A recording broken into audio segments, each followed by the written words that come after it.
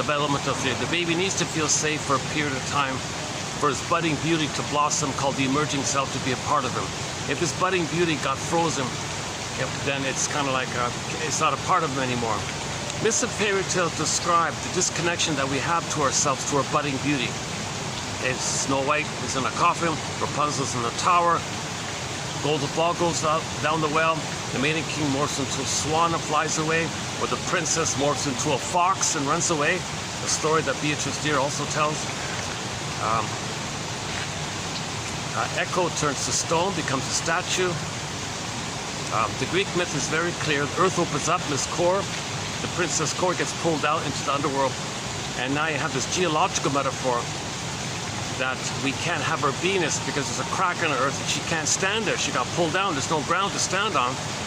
So that's psychic pain, emotional pain. And the image conveys the emotional sense that we can't have her beingness to us ourselves. Now the mercy is we go in a swoon. The endorphins numb the pain.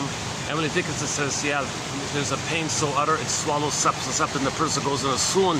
Then the person they don't have their beingness, and instead of where their beingness should be, they feel in that spot where they should be in touch with their beingness, their ontological self, their feminine principle, okay, their midnight blue, the yin, the shakti, the beingness, the embodiment, where they should be in touch with their embodiment. It's empty there. And it's pain to have that emptiness there. So what you're feeling is the swoon, the numb, the endorphins, the trance, the hypnosis, the stupor, like a little bit drunk or something, disassociative, derealization kind of thing. So you're kind of like, Karen Horney calls it a paucity of inner experiences.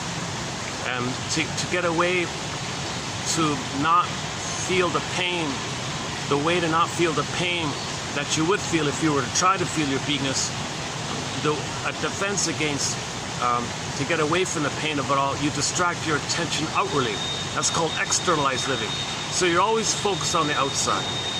You spent your whole life thinking, blaming others, scapegoating others, blaming others, prejudice on others, expecting things from others, entitlement from others, rage at others, their fault, I'm entitled. You're very externalized because you don't have the positive inner experience called the beingness and the embodiment like that.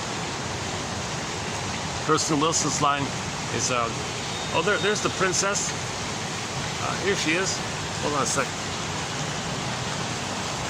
There's the maiden king.